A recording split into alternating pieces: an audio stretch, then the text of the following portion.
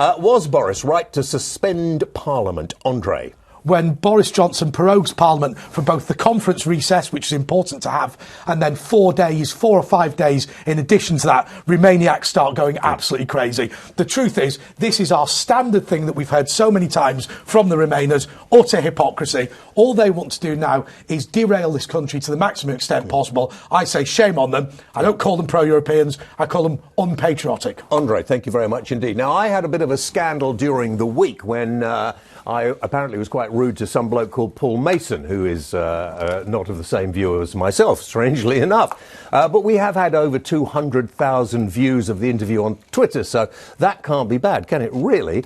And to which I have changed my mind. I have become a Brexiteer because I don't think there is any point in staying within the European Union. The interesting thing is I was a Remainer to begin with, and I am amazed how disgusting, how hateful, how nasty some of the Remainers are on Twitter. It doesn't worry me at all, but I mean, some of your language, really, I can't believe it's from the so-called intelligentsia, the people who actually are supposed to be, or in their view, slightly more intelligent than the rest of us. Let's leave the European Union. Let's do it tomorrow, deal or no deal.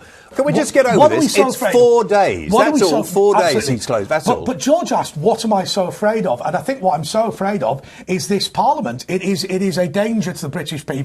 It is absolutely the enemy. When you start saying that our elected representatives are the enemy of the people, and the enemy of the people. Of course they are. They are desperately attempting to represent. But also, James, may I make just one point very quickly? Go on quickly. One point very quickly. Look, in terms of us proroguing Parliament, look, it's something, first of all, that's absolutely necessary. But secondly, we need to tell these politicians that they are bloody hypocrites, because this is not about taking back control for them to ignore the people. Sovereignty resides with the people. We're taking back control for ourselves. Right. No. Hugh Grant has been really quite disingenuous, hasn't he? Well, absolutely. It was James, the point that you made about Twitter, which I think absolutely sums up where this debate is at. Because actually, I used to be very prominent and on Twitter, and I used to be there all the time. And it has become a place actually now that I view as being so negative, so toxic, so divisive, and also so not representative of the rest of the country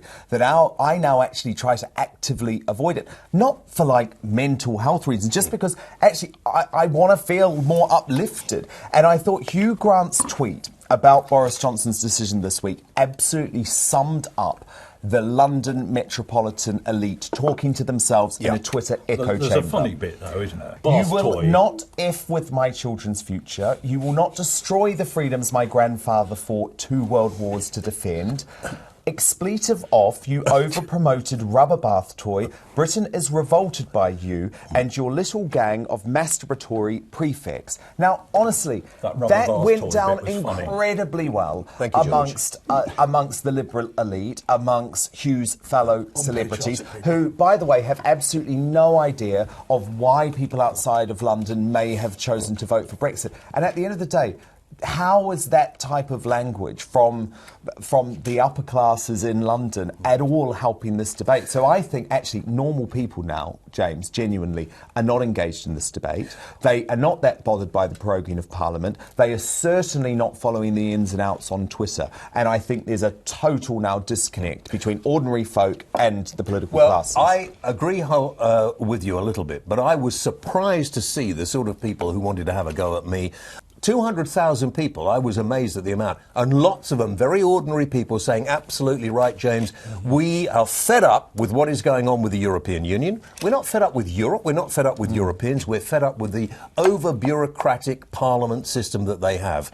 And they want to get out. George? I was talking to some Conservatives in the pub in Sussex today, actually, and the overwhelming view was there seemed to be something has to happen, almost anything. And I think that's a very dangerous place in politics. If I may say so, Andre, this is nothing about patriotism. This is, you've got the wrong word there. This is people being nationalist. And actually, it's the language you're using is beginning to... You've got the wrong word, Andre. How dare you? It's tipping over. I've been talked down to before by a Remainer, don't watch been so far. it's tipping over into nationalism, but- and but- it's actually but got a tang of by you- national The i- socialism. the idea- extraordinary the idea- that you should be well, the One at a socialist. time, gentlemen, Well, please. first of all, I mean, look, if you think that people are using too rough language, then you accuse me of being national socialist. You make yourself a hypocrite on television. Well, but I mean, anyway, patriotic well, is a good word. Look, We're all patriotic. you've just called me a Nazi and complained about people going over the top. No, I mean, that makes you, congratulations, you're a hypocrite. George, as a man of God, all right, just relax a bit. I tried to renegotiate the backstop. They said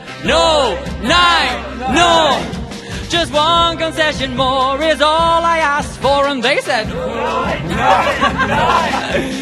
guess my deal is pretty dead. Still, I keep pushing ahead. I mean, we could always rewrite the Good Friday Agreement, right? A YouGov poll has just found out that 39% of Remainers would be very upset if their child was to marry a Leaver. And this is just ridiculous. John Heppenstall says he would still date a Remainer. He'd take them on holiday and Yay, I'm single. then leave them in Spain. Boris says the BBC should cough up and pay for all people over 75 to have a free TV licence. Personally, I actually think there should be no TV licence. The world is changing. At the moment, how on earth can the BBC compete with the likes of Netflix? But also, why on earth should a young person who's used to paying for things on demand, be forced to pay £154.50 every year? And they can scale back their services, James. A lot of stuff Gary doesn't Lineker, get do you know watched. what? He was paid about £20,000 every single time he went on air last year. That's disgusting. Do you know? It's ridiculous. They don't need him. We had a discussion, me and Ash, on the radio the other day, that if you were to put a chimpanzee, by the way, I don't agree with putting chimpanzees on the television, but if you put a chimpanzee on that programme, you would probably double the viewership.